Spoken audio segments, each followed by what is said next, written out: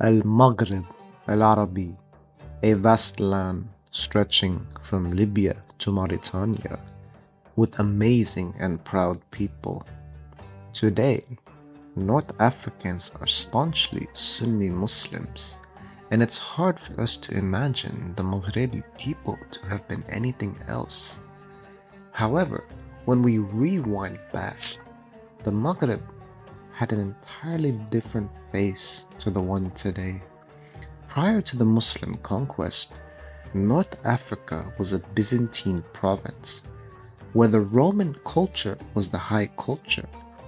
The urban populations, specifically in Afriqiya and eastern Algeria, according to the French historian Bernard Logan, would have been highly Romanized and Christian, and these people were known as Roman Africans, speaking African Romance.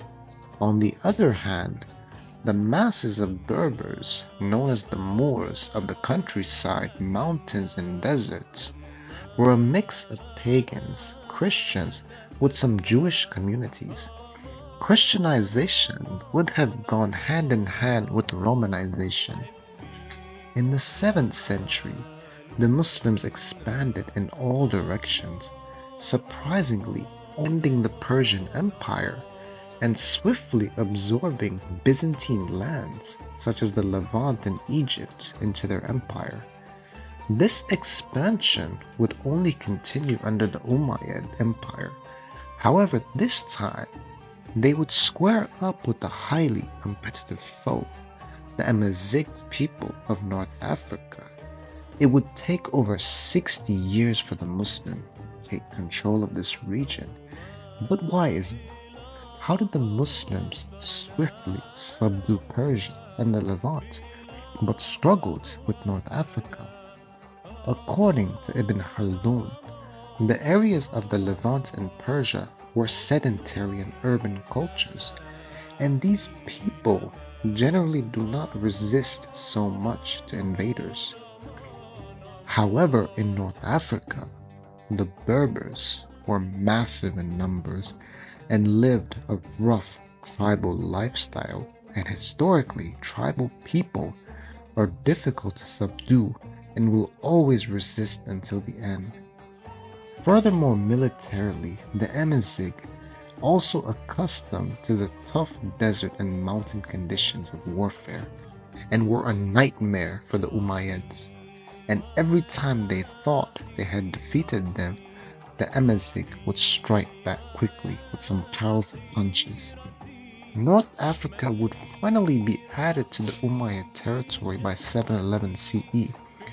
However, while conquering the land, they were never able to conquer its people.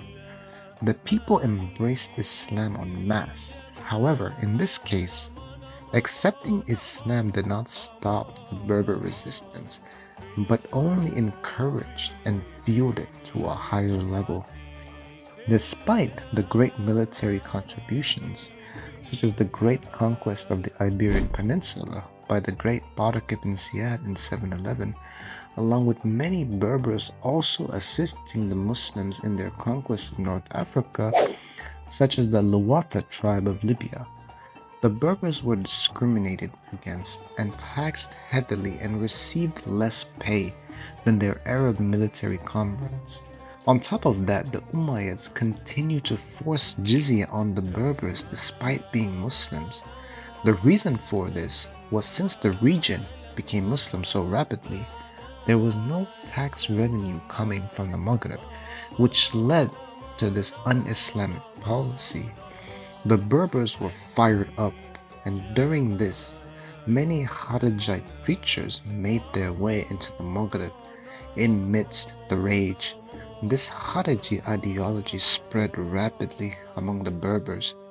Therefore, the Berbers, in the name of Islam, would fight to liberate their lands from the Umayyads, which is historically known as the Berber Revolts. The revolt would start from Morocco, which leads to the assassination of Umayyad governors.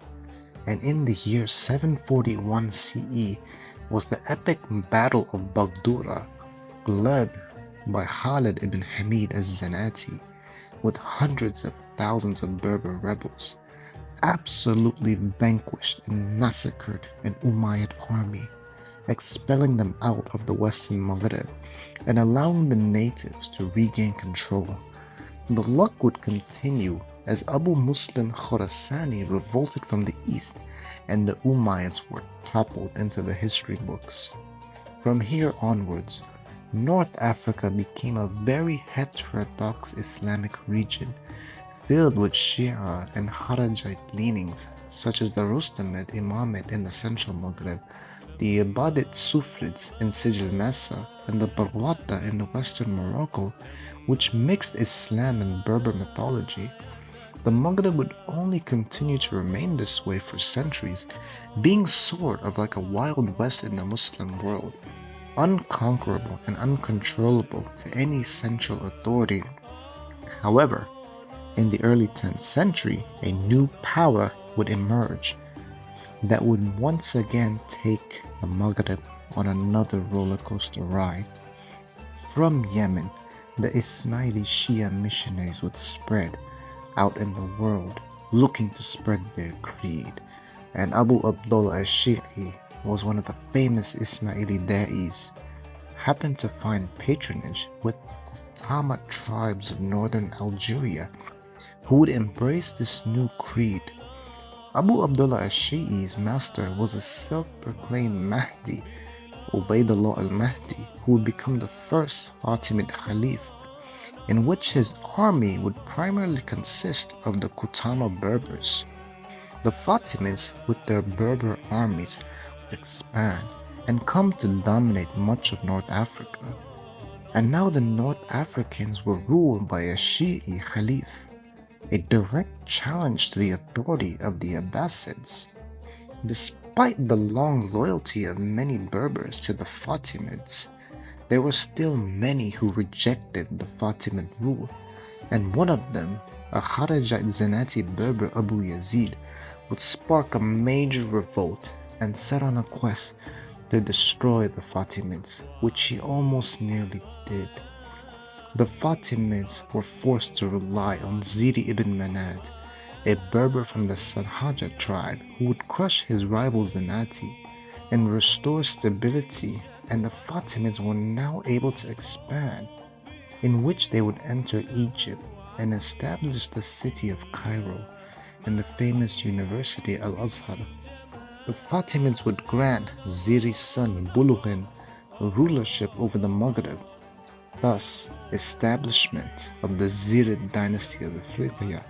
The Zirids would be the first among many Berber dynasties that would follow.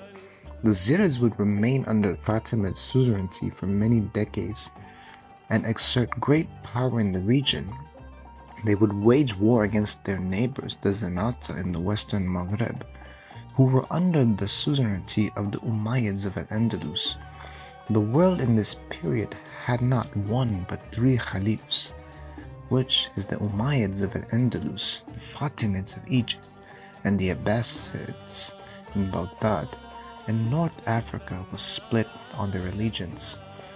By the mid-11th century, the Shia Zirids made a bold move that was considered treason by their Fatimid overlords.